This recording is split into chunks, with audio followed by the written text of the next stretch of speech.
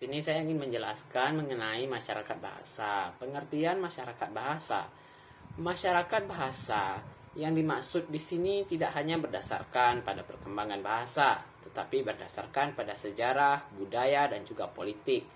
Pada tahap abstraksi yang cukup tinggi, ditempatkan ciri-ciri kelompok yang memiliki kesamaan agama, usia, etnis, kelompok, dan di bidang linguistik, terutama kesamaan bahasa atau variasi bahasa, sebagai satuan dasar pengertian dan pemahaman tentang masyarakat bahasa dapat berpegangan pada bahasa-bahasa kelompok sosial, jaringan sosial, hierarki, dan individu-individu sekaligus merupakan gambaran secara hierarkis tahapan-tahapan abstraksi.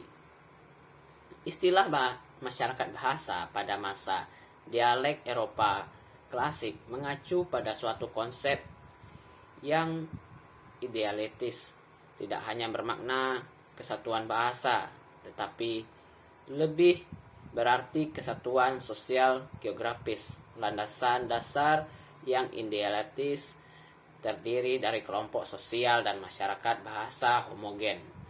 A few moments later. Bahasa adalah suatu kelompok manusia yang anggota-anggotanya saling berkomunikasi, secara teratur berkomunikasi, dan mereka bertutur sama. Sebagai masyarakat bahasa, untuk sementara dapat berarti kelompok penutur yang berdasarkan pemandangan hidup mereka berbentuk kelompok berdasarkan bahasa yang sama. Titik tolak definisi materi kelompok sosial dan bahasa. Namun dalam definisi ini objektivitas bahasa yang sama bersifat relatif. Model pengayuban bahasa yang klasik tidak hanya mencakup perubahan dialek perkotaan yang cepat. Bentuk yang dijelaskan tidak cukup mencerminkan realitas. Laboy menyimpulkan bahwa anggota masyarakat bahasa di perkotaan lebih diikat oleh sikap prasangka yang sama dalam berbahasa, yang luar biasa stabil dibandingkan dengan ikatan pemakaian bahasa yang sama. Menurut Labov, pada kenyataan yang sangat jelas bahwa masyarakat bahasa didefinisikan sebagai kelompok penutur yang memiliki sederetan sikap sosial terhadap bahasa. Yang ketiga yaitu masyarakat berdasarkan interaksi.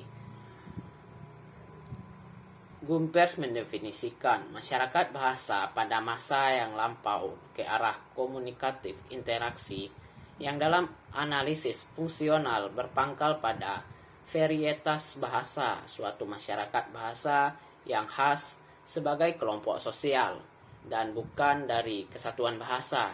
Definisi Gumpers juga kemungkinan beberapa varietas bahasa hidup berdampingan. Kita definisikan masyarakat bahasa sebagai kelompok sosial yang monolingual dan multilingual, yang merupakan satu kesatuan karena sering terjadi interaksi sosial dan yang dipisahkan dari sekeliling oleh interaksi sosial yang melemah. Sesuai dengan konsep baru Gumpers tentang masyarakat bahasa, ia membandingkan konsep kode bahasa yang homogen dengan konsep tentang repertoire verbal linguistics yang agak bertitik tolak belakang dari tingkat language ke parole. Keseluruhan dialek dan varietas yang digunakan secara teratur dalam suatu masyarakat membentuk repertoire bahasa masyarakat ini. Repertoire merupakan ciri khas penduduk suatu daerah, sedangkan batas suatu bahasa dapat sama ataupun tidak sama dengan batas suatu kelompok sosial. Keunggulan dari konsep tersebut kemungkinan kita untuk menghubungkan antara struktur sosial dan penggunaan bahasa suatu masyarakat bahasa di bawah suatu kerangka relasi yang sama. Dalam hal ini justru Claus mengkritik istilah yang digunakan oleh Gumpers. Claus menekankan pentingnya suatu istilah untuk keseluruhan manusia yang memiliki bahasa-bahasa ibu yang sama, dan membentuk keadaan tersebut, ia mengusulkan istilah komunikasi repertorium. Dengan demikian, panyuguban bahasa berarti memiliki bahasa ibu yang sama atau kemiripan.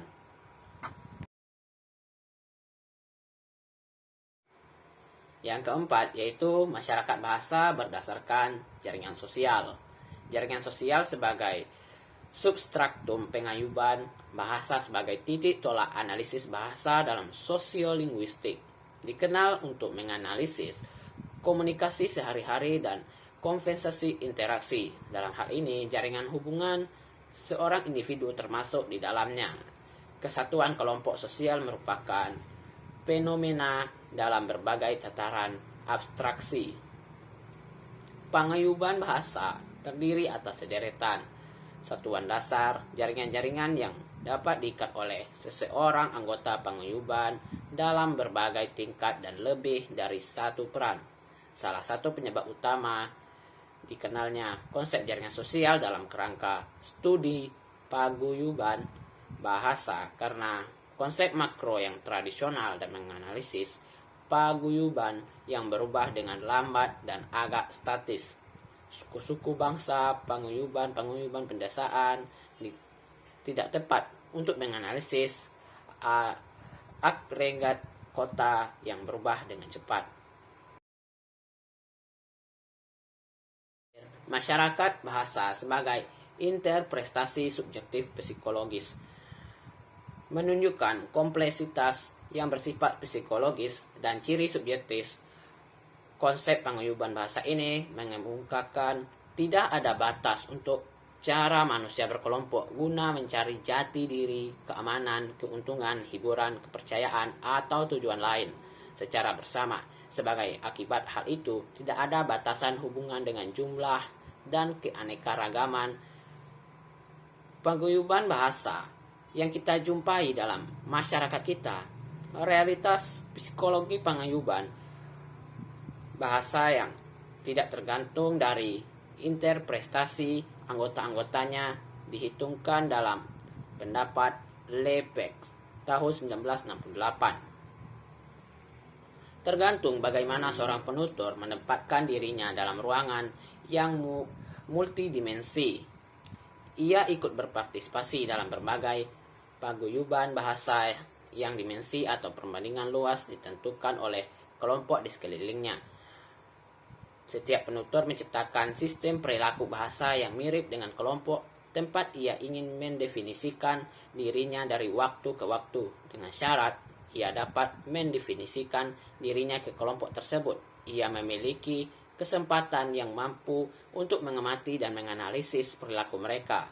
Yang ketiga, memiliki motivasi yang kuat dan merasa berkewajiban untuk memilih dan mengubah perilakunya. Dan terakhir, ia masih sanggup menyesuaikan perilakunya. Mungkin cuma itu saja yang bisa saya sampaikan. Saya mohon maaf jika terdapat banyak kesalahan dalam video ini. Dan sekian, terima kasih.